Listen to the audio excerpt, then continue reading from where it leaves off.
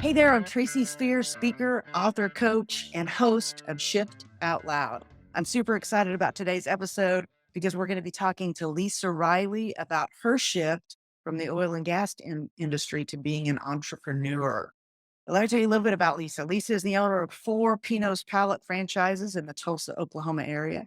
Just celebrated her 10-year anniversary being in business for herself. Can't wait to talk to you about that. Before that, she worked for the Quick Trip Corporation and finished out her corporate oil and gas career at ConocoPhillips. She's a cancer survivor, a mom, a wife, and my favorite thing about her bio, loves living life to the fullest. Just among the many accolades that she has won, she won the Women in Business Champion for the City of Tulsa, Small Business Person of the Year for Broken Arrow in Tulsa, International Franchisee of the Year, wow, and United States Small Business Association Business Person of the Year. Wow. Lisa, welcome to the show. Thank you. That Um, seriously makes me sound cooler than I am, but I'm not cool at all. Listen, I worried that I wasn't going to be able to represent how cool I think you are. So there you go. There's a little, yes, I will accept that in as gratitude. take it. I'm gonna take that. I'm gonna put it right in there. Do it. Do it. You should. That just reminds me. I Mm. was with a group of, women in business in the last couple of weeks, and like the one thing we worked on, we were together for a few days, was when somebody says something super nice for you to just say, "Thank you," instead of "Oh no." I'm working on that. In fact, I said that this morning was meet the teacher for my kiddos' school because they start on Tuesday. And one of the dads that is in the Boy Scouts troop, he has lost a significant amount of weight. He's like a mammoth of a man. He's like 6'5" and just like this massive looking linebacker guy. And he's lost like 70 pounds. And I hadn't seen him in a while. And I walk by and I go, "Holy smokes, Skinny, you look fantastic." And he goes, "Well, I stalled." And I go, "Stop.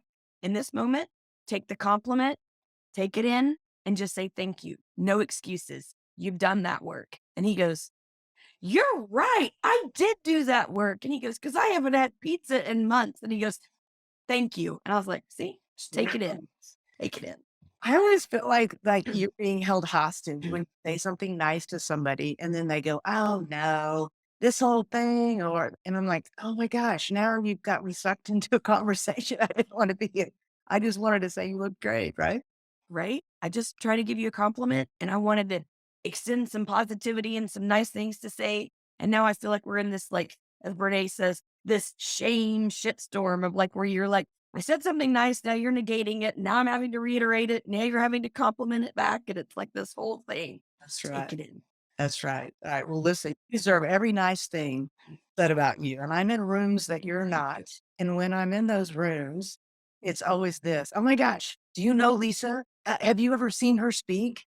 Do you haven't yet? Do you know her story? And so as I was putting this podcast together, and you and I do have a relationship, obviously, there was no doubt you were going to be on this podcast because the shift out loud, you have made some big shifts out loud, if you will. So let's talk just a bit about you. Give the audience a sense of maybe that oil and gas transition into being an entrepreneur. So that's got to be one of the shifts that we're going to talk about. You want to start with that? Sure, absolutely can. So I worked, went to college at Oklahoma State and then graduated. And I have like this crazy little career path that I think if my mother were alive, which today it would be her 79th birthday. Um, if she were alive, she would look at my resume and just start laughing because it's just all over the place. I went to school for speech pathology, worked in eye surgery, and then worked in oil and gas for years. And worked at the Quick Trips Corporation, which many people will know what QT is. And I loved it. I learned more about business and how to treat people, and also how to just be a good employee from being there.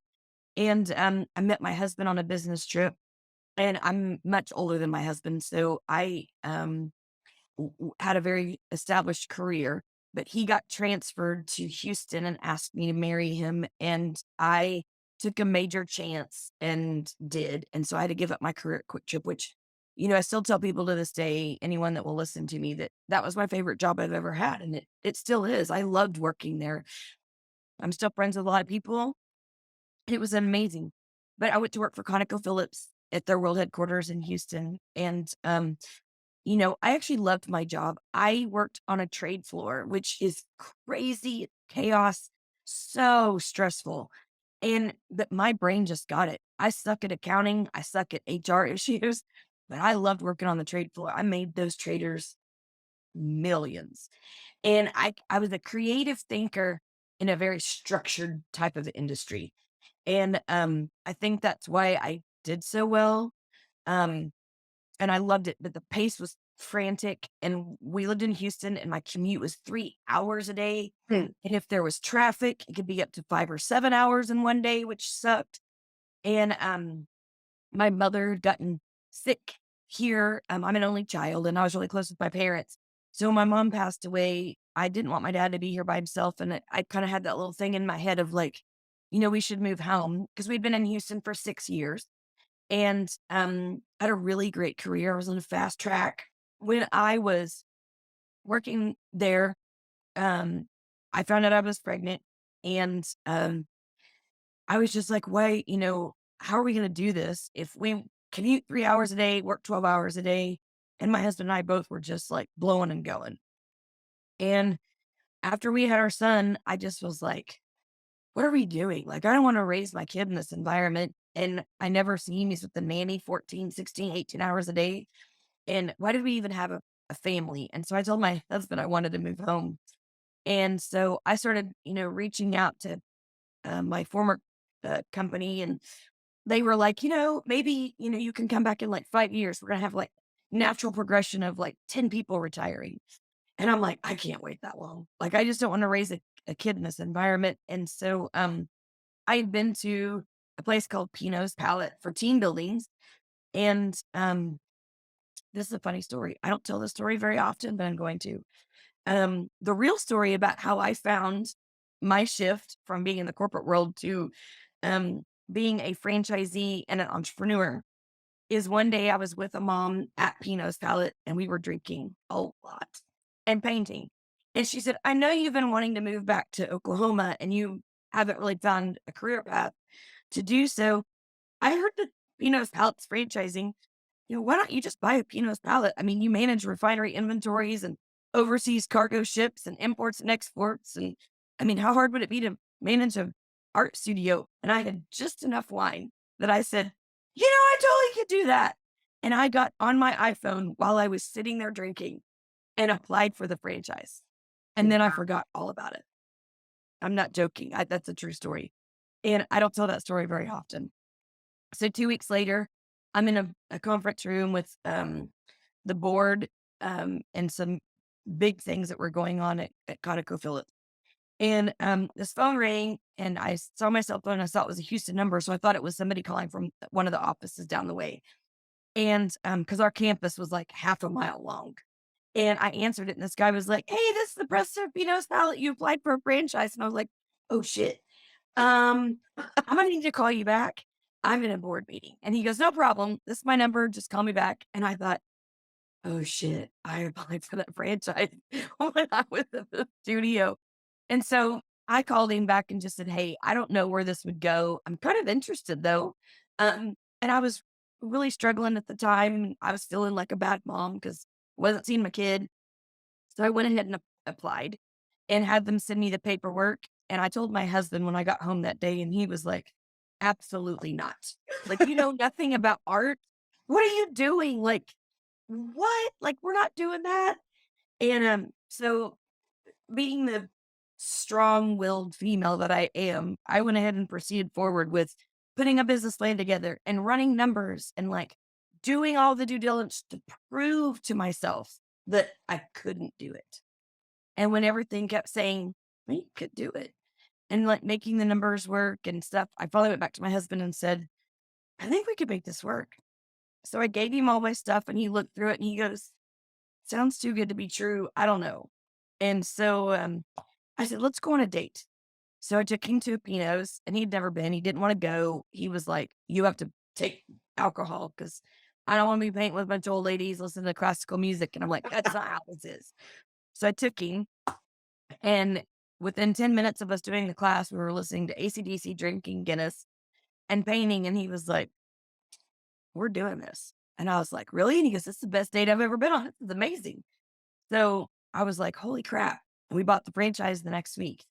I didn't tell anybody for a while because I wanted to kind of get my bearings. And I've actually flew to Tulsa without telling my family, without telling anybody, and went and site selected and did all these things. And till I hadn't kind of had my bearings before I told anybody. But, anyways, that was kind of a rabbit hole.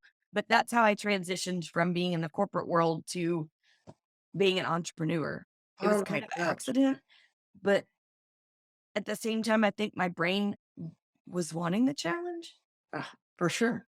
Yeah. Listen, there are no coincidences. And when you just, I think just going through every open door and being open to whatever's on the other side, I think some people don't, they're not wired in that way. They're wired to stand outside the door flies open and they look in and stay on it. You are wired to like go through the door, right? I So don't go through the door, I kick that damn door open. that's right. I'm That's like, "What is behind that locked door? Knock, knock, knock, ain't gonna open, I'm gonna kick it." right. I think that's what is so inspiring about you because that's kind of been how the people that are in orbit, how we experience you. Everybody wants a little bit of that, right? Everybody wants to be like that, but not everybody's willing to actually do that. Is that your experience? Um, yes, I think I agree with that as much as yeah, I would agree with that. It's funny, I do have a lot of energy, and, my team nicknamed me years ago the White Tornado because they'd Mhm. be like, "Everything's all quiet, everything's working good," and then all of a sudden, you'll come in the door, and it's just like this energy of just like, "Oh my god," like, walk in with this crazy energy and like positive attitude. "We're gonna do this, we're gonna do this, we're gonna do this, and it's gonna be awesome." And they're just like, just hanging on for the ride. Yeah. So that's been obviously a huge benefit for you. Has that energy ever backfired on you? Oh yeah, Tell for me. sure. I mean, just in all honesty, we've all been around somebody who has big energy, and sometimes it can be draining. Mm. And I've learned over the years by the s- I had an employee that worked with me for 9 years out of the 10 and a half that I've been open. And she was amazing. She and I love her so much. And I still talk to her. She got an amazing opportunity and she's gonna be running a mega company not too long from now. I just know it. And one day she said to me, "You can be a lot of energy. And sometimes people don't know what to do with that. And it's hard to keep up." And she said it in kind of those words, not those exact words, but I knew what she meant. And she cared enough and loved me enough to say it. And in that, I think in that moment, at first it stung. And I think I probably choked up and kind of felt like, because I don't ever want to hurt anybody's feelings. I'm a sensitive soul and can kind of be an empath.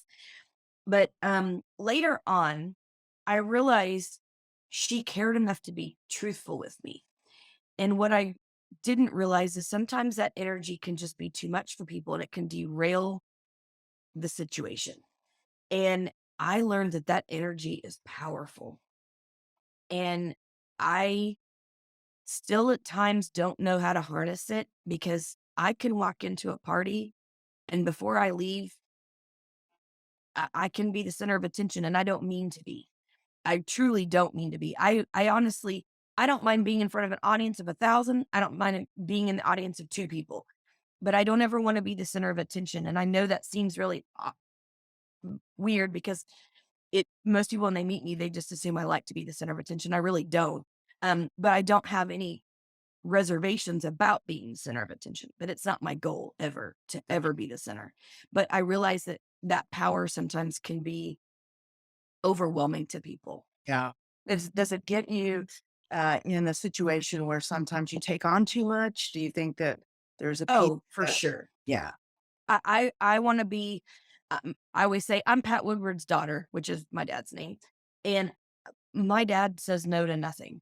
Mm, And I very much picked that up from him. Um, I am actually getting a lot better at saying no. I feel like that's my new superpower is starting to say no to things that I either really don't have the passion for, but also the energy to do it the right way. mm, I've learned to delegate a lot more over time because I always felt guilty asking people to do something I know I could just do. But I also realized that it's okay to delegate things to people. They aren't going to be like hurt by it or be like, look at her handing me stuff to do because I'm the boss. Like, I don't know, I always felt guilty. Like, I'm like, ooh, do you mind helping me do this? And I think I make it worse by doing that instead of just saying, I have a project I need your help with. Here's the project and handing it over. And they're like, no problem. And we turn around and we walk off. But I feel like I'm, I'm getting better at just being like, no to a lot of things. I've been asked to be on several boards this year and I've had to say no, even if it's something I know I could fix the things that they want me to come in and fix, whether it's culture, whether it's energy, whether it's professionalism or bringing a awareness to it. I know I can fix it. That's my thing where my brain doesn't shut off. I can walk into a restaurant, I can walk into a store. I walk in every place I go and I can see the things that I think they should do better. And my brain just doesn't shut off. And just like this morning at Meet the Teacher, not knocking the school. My son goes to a fantastic school. I love all the teachers. But I walked in and I easily missed a section of things that I needed to pick up that were important and happened to see it at the last second. And I thought, why didn't somebody just like have these people out in the hallway so you can see all the things that you need? And my brain just automatically always does that. And so I'm learning that I am not here to fix everybody. And that is hard for me because I'm a doer. mm. Yeah. Listen, Wally recently sent me, my business partner sent me this, focus is the new IQ. And when he sent it over, Really? I was like, yeah, listen, I could do so many things at once. That focus piece has eluded me. And I'm now super dialed into not doing everything, but doing the right things, and that's hugely beneficial, and I'll say there's not a greater compliment to somebody than to delegate to them, to say, especially if somebody like you to say, I trust you enough with this business to handle that. So if you could categorize that as a compliment, I think it makes delegation easier, don't you? Agreed, 100%. I tell my management team all the time, because they'll say, did we do this right? Or what can we do better? Or whatever. And I said, listen, there's no greater compliment than me handing you over my life investment as a company and you being the face of it on the phone and to customers. There's no bigger compliment I could say than saying, I'm handing you my baby and you're going to take care of it in a different way than I would. And me trusting that you're still going to do the right thing. Like that's hard. And what's been so as you shifted into entrepreneurialism, you're 10 years in now, and was it everything you thought it was gonna be? That's the first question, and the second is what's been the best and worst part about the transition, the shift? You know, um, that's all kind of mixed to one thing to me, or kind of they're all connected. Um, it has been a lot harder than I thought it would be. And in some aspects, I've been really lucky. Um, and then some things are a lot easier. I didn't realize how bad I sucked at accounting and how bad, I mean, I'm just putting it out there. Cause I'm like, I'll do all the things on Monday. I'll do accounting every week. And on Tuesday, I'm going to do this. And I quickly learned I sucked at accounting and it took me way longer than it just would take somebody who gets it. So I finally, my old CEO said, always pay the person who knows how to do something that you can't do or you're not good at to do that job better than you can. And you spend your time doing what you're good at. And I was like, I learned it the hard way. Um, That's the amazing thing, advice, and I just wanna put it, like, for the audience that's listening in, you don't have to be the person that can do everything figure out what your specialty is and go deep on that instead of going wide. But I think as well, Yeah. we have a tendency to take on, oh, well, I can do that, and I can do that, and I can do that. And then at some point, that going wide renders you exhausted. Where I was headed a second ago about your energy. So, yeah, Yeah. I'm glad you had. Yes, because when you spread yourself too thin, you don't have enough bandwidth for yourself. And when you can't take care of yourself, you can't take care of anybody else. I mean, it's just I've learned that the hard way. I mean, the hard way. Um, the thing I miss the most about the corporate world is the camaraderie on the trade floor that I always worked on, or just being in a community environment of being at cowork, seeing people at the in the break room to get lunch, or to check on people and be like, "Oh, how's your kids?" Or, those kinds of things. I feed off of other people's energy, like feed off of it. And I noticed the first, I don't know, few years, 3 years that we were open. I sit in the studios during the day when no customers are there. Classes are at night, and that's when the staff's there, and I'm not.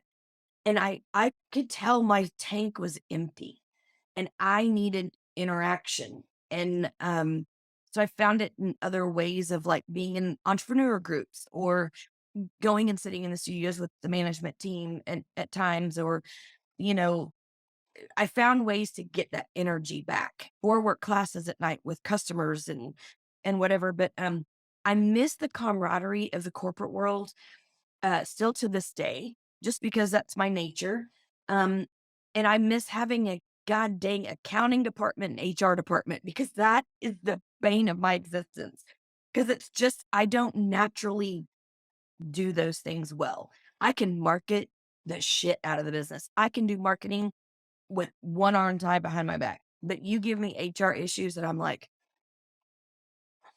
I don't know. Like, I'm getting a lot better. It's no secret. I've worked with you as my business coach, and you've really helped me navigate some really difficult conversations, and I'm a lot better at them. I'm not good at them, but I'm a lot better. I'm getting there, baby steps. I mean, I'll be 48 soon, and I'm 48, 47 years old, and I'm just now learning how to have adult conversations. But you start somewhere. Um, but, I think those are the things that are the hardest is, when you work in the corporate world, you have an accounting department, you have a janitorial or office facilities department, you've got a mailroom, you've got HR, all of it. When you are an entrepreneur, you're the janitor, you're the accountant, you're the HR person, you are the handyman, you are the hiring and firing manager, you do everything. And by delegating some of those things out to people who are good at it, I have hired the wrong people by trying to save money, which was so stupid. And now, looking back on it, if I would have hired the right people at the right time, it would have fixed a lot of things. Now I have the right people. I've realized the value of buying or hiring the right people.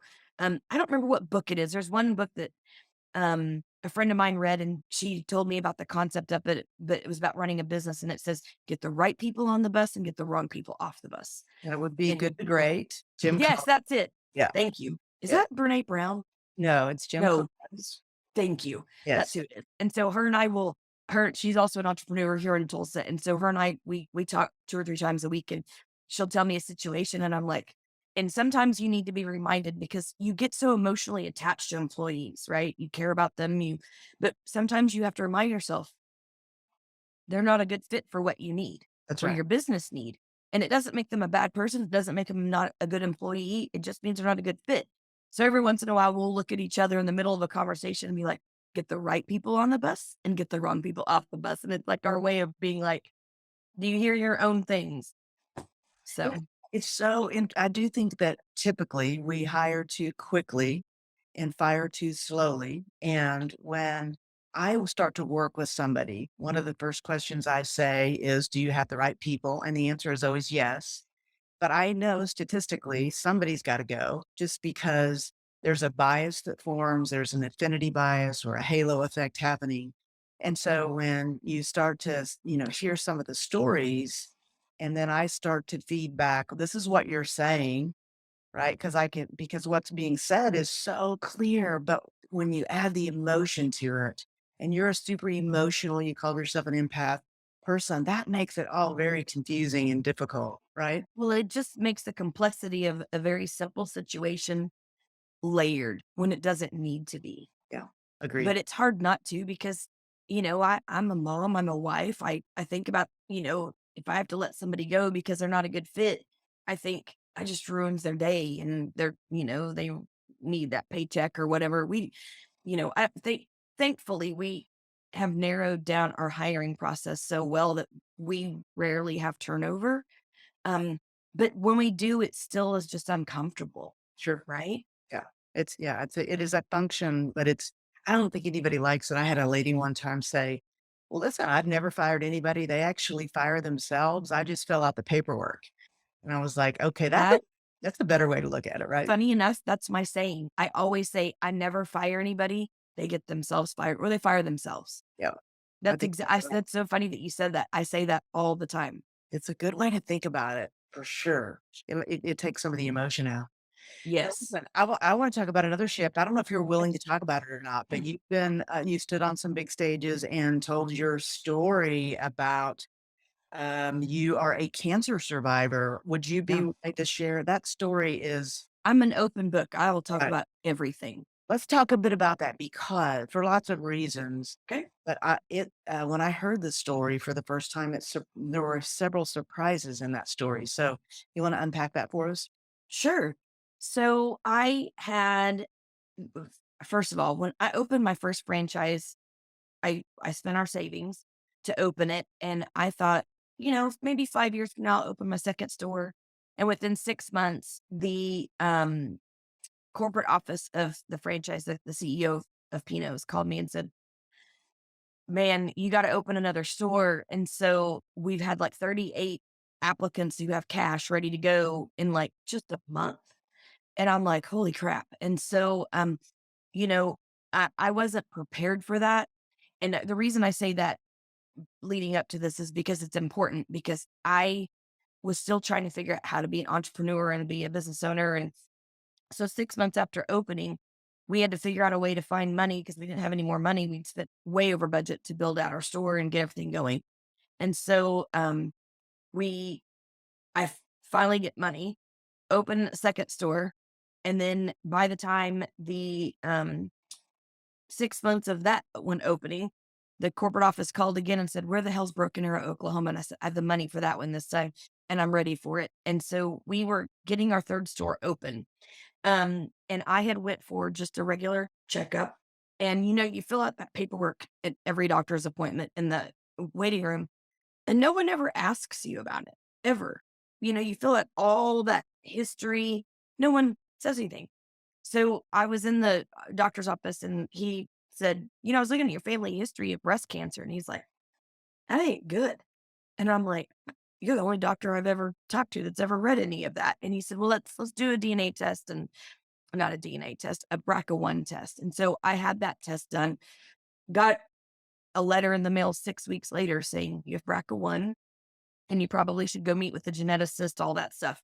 I was opening my store. I was like, not dealing with that.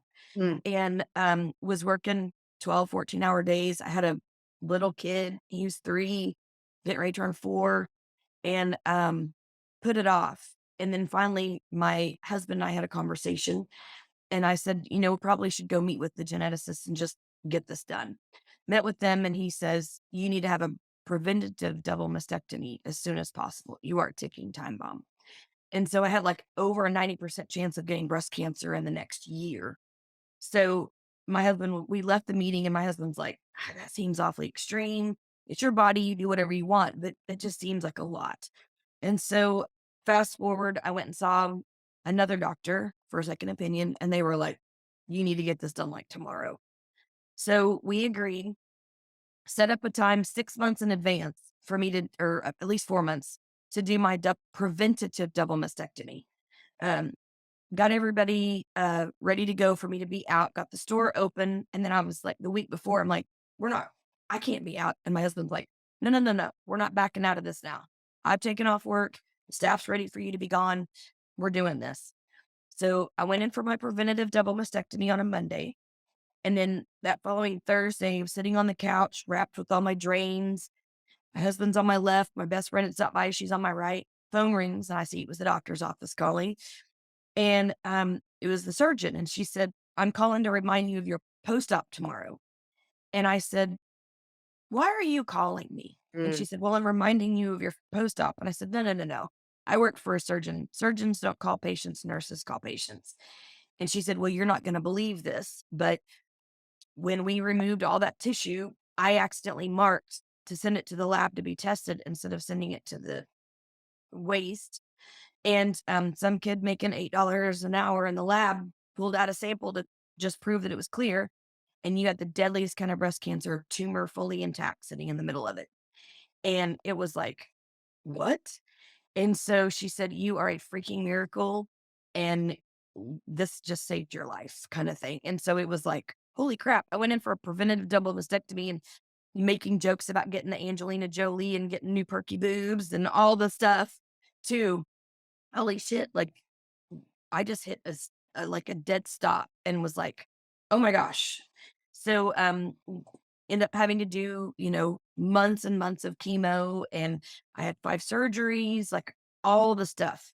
And it was crazy because, I went in for a preventive double mastectomy, woke up a cancer survivor, went through all the treatment, and in just a couple of weeks I'll celebrate my 8th year from being diagnosed. And you know, it's always still terrifying to go get your checkups done. And now I go see 3 doctors twice a year. So I'm constantly still going to doctor's appointments, but that's fine. But, talk about a shift. Mm. So tying this into work. So one of the things that I learned when we talked about earlier is I can be a lot and my energy can be a lot. What I learned, my biggest lesson from being out with chemo, and I only missed 1 day a week. I only missed my days of treatment.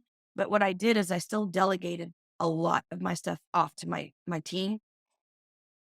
What I learned is being a type A and kind of a slight control freak of a human was people want to do good. People want to do a good job. People want to please you. And when I stepped out and said, "I'm going to be out for 6 weeks for the surgery, reconstruction, but that's it," to "I'm going to step out and now I've got to throw in treatment and now I've got cancer," to all these things, my staff was like, "Give us everything. We'll take care of it." And I still kept some of the things, but where I was going with that is, man, did they step up. And Mm. what I learned, and this is very humbling for me to admit, when I stepped out of their way, business got better. And that was very hard lesson for me to learn. Our sales went up 10% when I got out of the way. Interesting. I didn't realize I was holding people back by keeping them in their little boxes. Mhm. And so when I handed things off to them, they were like, "Hey, we see this a little differently because we're the ones to talk to the customers. This is what we think we should be doing. And here's," and I felt so bad that I was like, "Just do whatever." I didn't care. I just was trying to get through the day. But what I did was by accident and me not feeling good from treatment is they took it and ran with it and they killed it. They killed it. They did such a better job than I did. And that was humbling, but I learned so much from them. And I still kept my personality and my stamp of what I did on things, but I just didn't put them in a box. I Yeah. just said, "Here's a table, sit on it and do what you need to do." So I love that you're making this all about your business. I'm going to dial you back a bit. I have never Okay. somebody going in to have a double mastectomy and actually catching the cancer because of that. Like that is, It happens all the time. It's pretty terrifying. The more that I have met cancer survivors or cancer patients that are going through the journey, I talk to a lot of people. I have a lot of doctors that reach out to me and say, "Hey, I've got a patient that doesn't have anybody to really talk to. Can I give them your phone number?" And so I talk some people just one time, or I talk through them their whole journey, and more than not, they go in for something else, like some other ailment, or they think they're having appendicitis and they find a tumor by accident. It's unnerving. mm, So Mm, I'm always like, when somebody says, I've been having this really weird pain for about 6 months, I'm like, go get it checked. Just go get it checked. Just go get it checked. yeah. Because I mean, that actually happened to a very close friend of mine who's a wonderful entrepreneur here in town. He kept clearing his throat all the time since I've known him. And he made the comment, he's like, "God, throat hurts." And I was like, I noticed you clear your throat all the time. And he's like, I mean, I have allergies. I'm like, I don't know. Like, just go get it checked. Ran cell count, something was off. And he had cancer in his tonsil and just had it removed. Oh, And they wow. had to remove part of his palate. But you just don't it's just it's unnerving the stories I hear like that. I bet. I bet. Yeah. Well, listen, I mean, and so you went through all of that in the middle of everything and didn't miss a beat, like, and then you end up in a pandemic. So let's see. Pinot's Palette, which is everybody goes in together to drink and paint. Now that's another thing that happens to you that comes your way, which is what were you shut down? Tell us a little bit about how you. Yeah, I think we were shut down for 7 weeks. And here's a funny for you. Not funny, but it was kind of an unexpected. So I got invited to go meet with the lieutenant governor, which that sounds like I'm bragging. It's not that kind of thing. They just wanted small businesses to meet with people during the pandemic when everything was shut down, restaurants, everything. And I was seated next to him at the table, and I said something about, I don't know when we're going to get to open, and as of right now, my landlords are working with me to not, force me to pay my rent because we don't have sales coming in. And he said, "Oh, you need to get open. Like, I'm telling you, you can open tomorrow." And I said, "But it's only essential businesses." And he goes, "You're essential." And I stared at him and I go, "I own paint and sip franchises." And he goes, "No." And he kind of giggled and he goes, "No, I know what you do. I know what you own. I actually live in Tulsa." And I said, "Oh, okay." And he goes, "What we're seeing is a lot of mental health issues and crisis coming from people being at home, people being in unhealthy situations where now they're stuck in it and they're not at work and having that break. And we need places for people to have a safe outlet to go and get out." Because we were like, we'll space people apart. And he goes, "I'm telling you right now, if I need to write a letter to prove to you that you can be open, I want you to open ASAP." And I was like, it's on. And, we opened and, our sales were dismal, but we did it because, first of all, I wanted to save jobs. I have a lot of single parents or just people that need a job, and so I wanted to get open for that, but I also was trying to save the company, and, I did all the right things, apply for PPP and the EIDL and every grant you could think of. Man, I was like, Mm, and was fortunate enough to get those things, and they did save the company. But man, my staff, they love their job. They stepped up and were like, "We'll be there whether we have to wear 3 masks or not." And, funny enough, the day we opened our doors, I mean, we only had like 12 people in the class, but people showed up. nice. And, that was really hard trying to manage customers' expectations because everything shifted. Like, I had dialed in and had kind of the secret sauce of what we needed to do to thrive as a paint and sip franchise business, not for other businesses, just for us. And man, that when that pandemic hit, our consumer behaviors moved. And it was like I was trying to shoot a target that was moving. And it wasn't just moving, it was emotionally moving. Mm, And I couldn't figure out.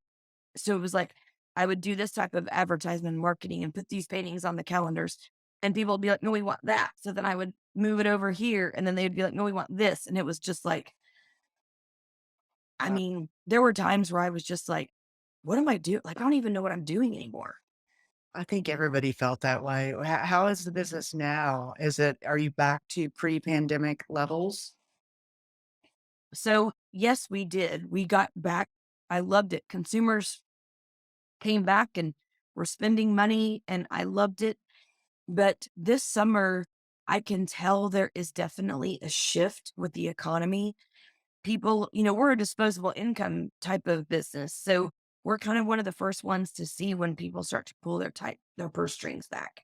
Mm. And this summer, our sales were lower than they normally are, but people are still coming. They're drinking a lot more than they used to. Our alcohol sales are pretty robust. Um, but it's interesting because what we're seeing now is so our summers are always a little bit slower because everyone's traveling. And as soon as the weather shifts and school starts, everything always ramps back up because everyone gets back into a routine, a rhythm. What we're seeing, interestingly, shift wise, we're booking almost double the corporate team building events than we used to. And it's because these companies are trying to retain employees. They're trying to create more team environment by doing something fun. And it's interesting because we don't solicit people. We don't cold call people and stuff. And I know you probably shake your head at me at that, but I just really want people to be there because they want to be there and not feel like because I planted a seed or whatever. But we have more people just calling and saying, "I got to get my team together. We've got to do something that's out of the office, fun and totally different." And I mean, I think we've booked 28 team buildings this month alone. Nice. I think, listen, I think that I can imagine there are businesses that will benefit because of the virtual environment and remote work. Yours has to be at the top of the list of things because I do believe that corporations have to figure out how to create community in a virtual environment. And so, to have somebody go sit in a studio and paint and do a little drinking and, connect with each other, I think that's a Yeah. good thing. Good We for do have some that come in and they say, we don't want any alcohol, but if you'll make, just some fun, like non-alcoholic drinks, and we're good. And so we tailor stuff to fit whatever their narrative needs to be. And I love it because we'll get calls from people or I'll run into somebody later that finds out I own Pinots and they're like, I took my team there and I got two people that have worked together for 5 years that just don't get along. They can't break through this weird communication barrier. And once we went to Pino's, we set them by each other and it forced them to have conversations that were not about work. And they found common ground and now they can communicate better. Those are the kind of moments when I bought a paint and sip franchise thinking it was just gonna be fun and my girlfriends aren't gonna go drink and paint. That like you hear stories like that and you're like, that's badass. yeah, That's awesome. that is We nice. get all kinds of crazy stories. I have a couple of really good stories of that I usually cry when I tell them because they're so good, but, of just things that were so unexpected about my work that I didn't think about how it could, like, change somebody's life. So, because to me, it was just sipping and painting and, yeah, something to go do with my girlfriends. Wow, and you're doing something you mentioned, like, in the beginning of this before we started recording, something about food styling. What? Oh. What?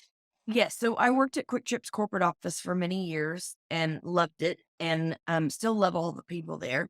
And one of the ladies that I hired, I say I hired, I was a part of her hiring process. She is an artist and she's also a photographer. And she does their graphics for all the food. Like so when you pull up to the gas pump and you see like a sub sandwich with like a can of whatever it is for a promo or a pretzel leaning on a big cup full of soda.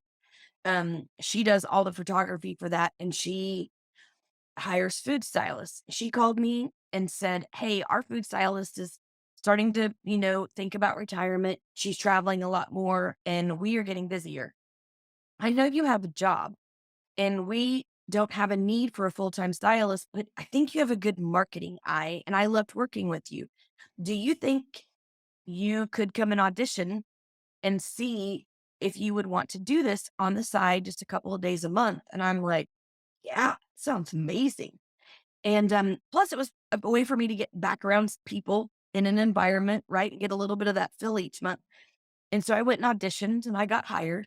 And so now, when their predominant food stylist is not available, they call me and I will go in and style their food for like their billboards or the TV commercials or whatever. And it was funny because I was sitting after I'd done it for they hired me in 2020.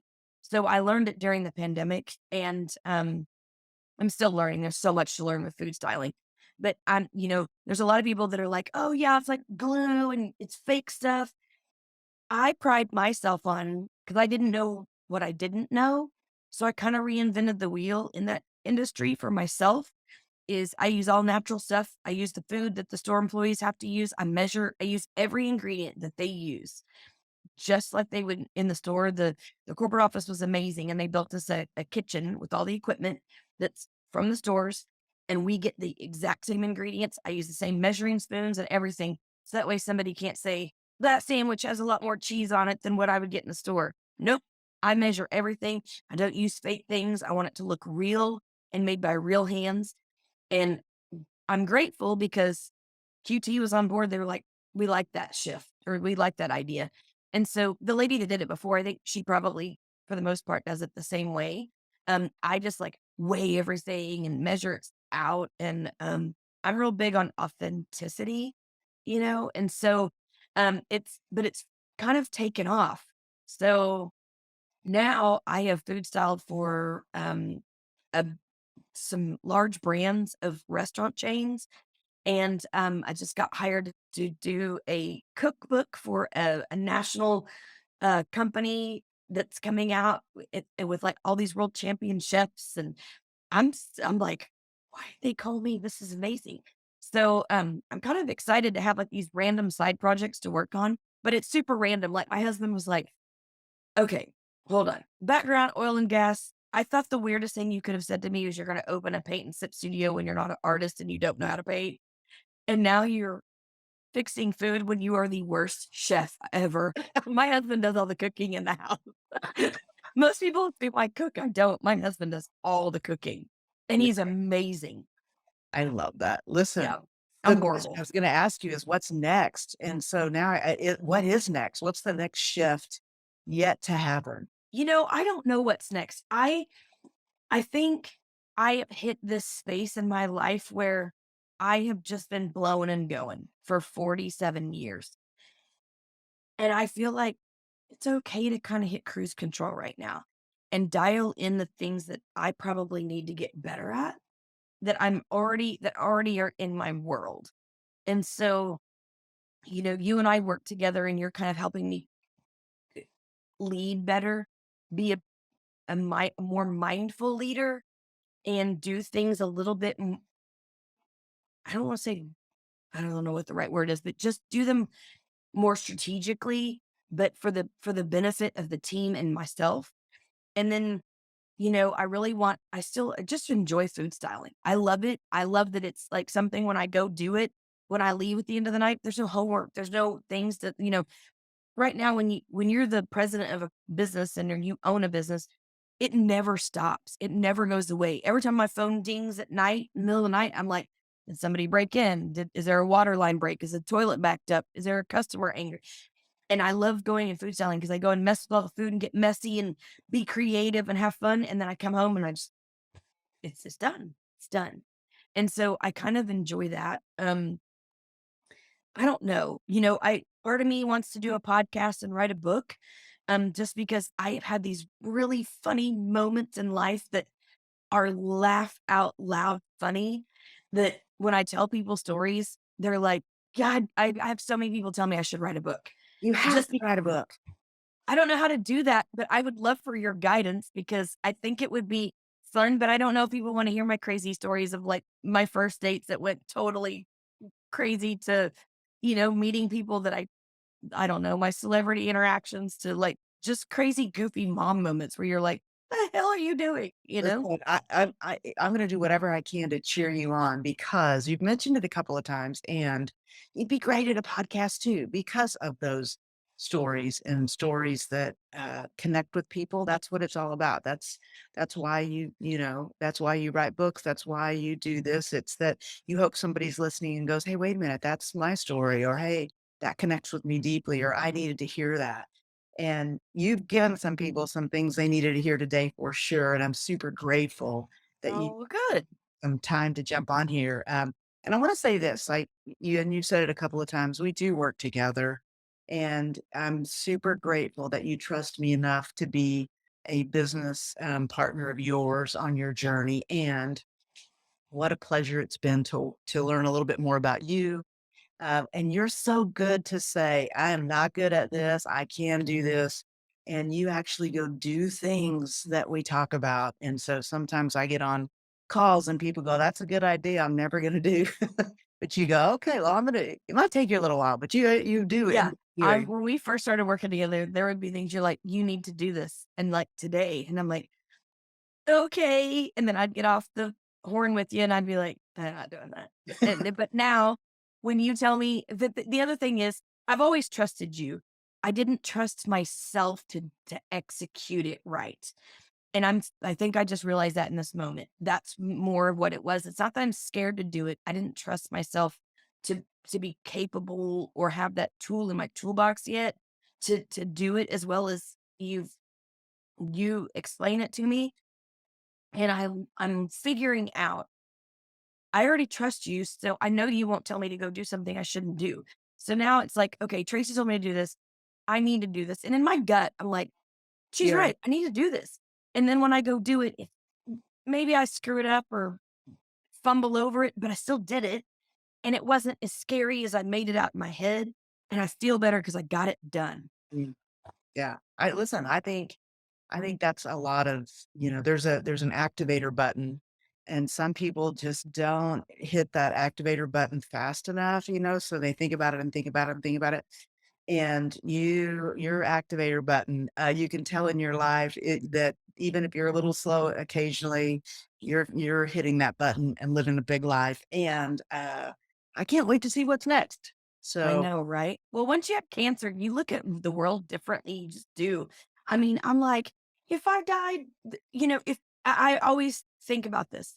If a doctor told me tomorrow, you have 3 months to live, I don't want to be like, shit, I had all these things I wanted to do and I didn't do them. So now I'm like, my husband, he just half the time he's like, listen, this is your big life and I'm just along for the ride. Because I just will do crazy shit all the time.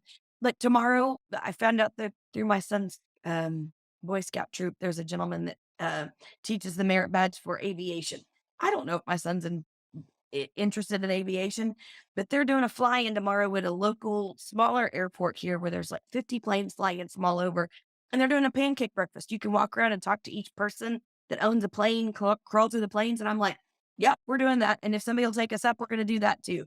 And so my son's like, what are we doing? And I'm like, yeah, we're going to some small airport with all these people that are flying in and we're going to eat pancakes with them and just have a good time. I And love he's like, that. okay. I mean, last month I took him to this random zoo in Missouri and we fed buffalo by hand. We held out like gigantic owls that were like 2 feet tall and fed giraffes. And I'm just like, life is too short to have regrets or not say you didn't do something. That's right. Oh my gosh. Well, listen, I could talk to you all day and we'll do this again soon, but a giant thank you. If people want to find out more about you, tell them how they can reach you. Pinot's Palette. Yeah. So, I mean, Pinos, you can go to pinospalette.com. We've got 90 something locations in the US and Canada. But our locations are in Tulsa. And then they can reach out to me or they can look at lisawriley.com. I have a web domain that I'm trying to just put something together because I get asked to speak a lot. So Well, listen, you should be on as many stages as you're willing to get on. That's all I'm going to say about it. And I'll help you however I oh, I'm gonna hold that close to my heart because can you do it. said that. I really that's very thank you. You're very welcome. You're very inspiring. And listen, thank you so much. We will let's stay in touch and just a giant thank you for your time today. Thank you for having me today. I was very honored that you thought of me. All right, friend.